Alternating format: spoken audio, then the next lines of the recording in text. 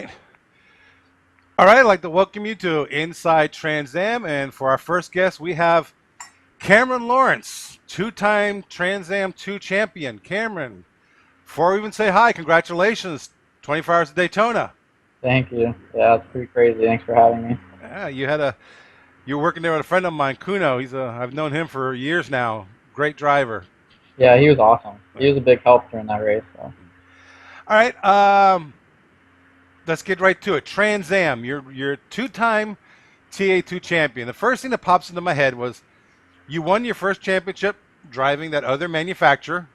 You come in your second season, you're doing okay. What happened when the team boss said, "Oh, by the way, we're switching brands. We're going to put you in a Dodge now"? What were you Uh, thinking? it was something that we had been working on and talking about all 2014, actually. So Hmm. I kind of knew it was coming. It just took a little longer than expected. We actually had Ralph Gilles in a car before Sebring, just so we could kind of see how everything worked and what TA2 is all about. But it was interesting making the switch halfway through the season. It was definitely a tougher transition than I thought it was going to be, but obviously the guys at Dodge and SRT worked really hard to at least give us enough for the championship and to be really competitive at the end when it mattered. All right, you won your first championship and you drove the next half of the season with a Camaro. What were the differences? What was the changes going into the Dodge Power? Um, the motor wasn't too different. We ran a 6.2 liter Hemi, so about the same size as the LS3.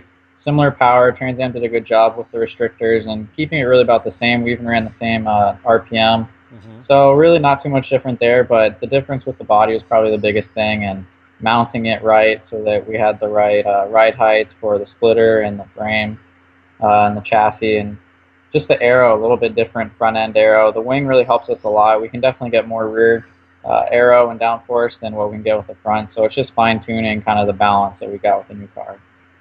All right, you were the youngest Trans Am champion ever. You're still a real young guy. You've obviously proven yourself. Two championships. You won 24 Hours of Daytona. Why do you race Trans Am 2? Why is that your class? I think it's just an awesome class. I got in it in a really good time, and it's cool to see it grow. The people are really good. The cars are probably my favorite car to drive. Really, the Viper is a really cool car, and has a lot of technology. But as far as just kind of pure driving, and you can really almost manhandle these cars, and you got to work hard to drive them. So they're a lot of fun, and just it's a really cool series to be in, and watching it grow and the competition's getting better. So there's really no reason for me to leave. It's helped me out a lot with my career, and it's let me accomplish a lot of things and learn a lot. So I don't really have a reason to go anywhere else. Well, you did drive a Dodge in 24 Hours of Daytona. Now you're driving a Dodge in TA2. Are you a factory Dodge driver now? Did they sign your checks, or what's the deal with that?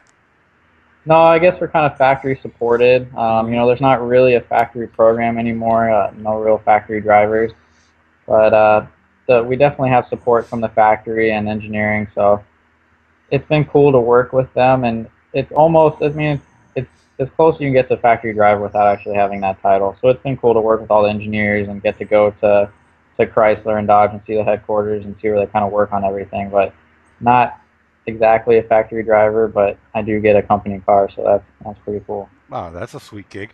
Sebring this weekend started the season. What are your expectations? How do you think the Dodge is going to do? I don't know. We haven't tested the car since Daytona. I mean, obviously we have a pretty good car. We're starting off with the same package that we had last season, but no testing over the off season, and haven't run the Dodge at Sebring. So it will be interesting, and especially with 33 cars I think in TA2 signed up, there's going to be a lot of competition, and a lot of different variables to deal with there. A lot of new guys with some really fast cars, so it's going to be tough. And also, I've seen the weather. It looks like some rain coming up for at least early in the week, so it'll be interesting to see, how that kind of plays out. I think the race will be dry, but I really like racing in the rain. So if we do get any rain, I think it's a little bit of an advantage for me. But I guess only we'll find out Sunday really how things shape up. You mentioned the high car count in TA2, and last I checked, there were 74 cars altogether racing that weekend in Trans Am. Turn one at Sebring, uh, nice and wide. Then it gets really narrow.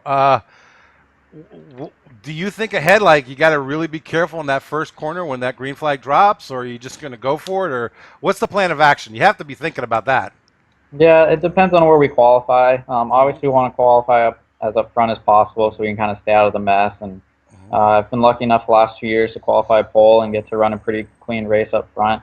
So that's definitely the goal. But even if not, my first couple of years in Trans Am, I'm pretty used to running, towards the top, but kind of, giving it some time and chasing down some of the faster cars. So it all depends on that, but it's definitely important to get through the turn one, and I think it'll probably catch some people off guard with how many cars we have, and probably not gonna be able to see the track depending on where you're at and who's in front of you. And I'm sure we're all gonna be really close and bunched up. So turn one's definitely gonna be interesting. It helps having a split start. So TA2 at least we'll have some clear track ahead of us, but with that many cars, you never really know how it's gonna happen.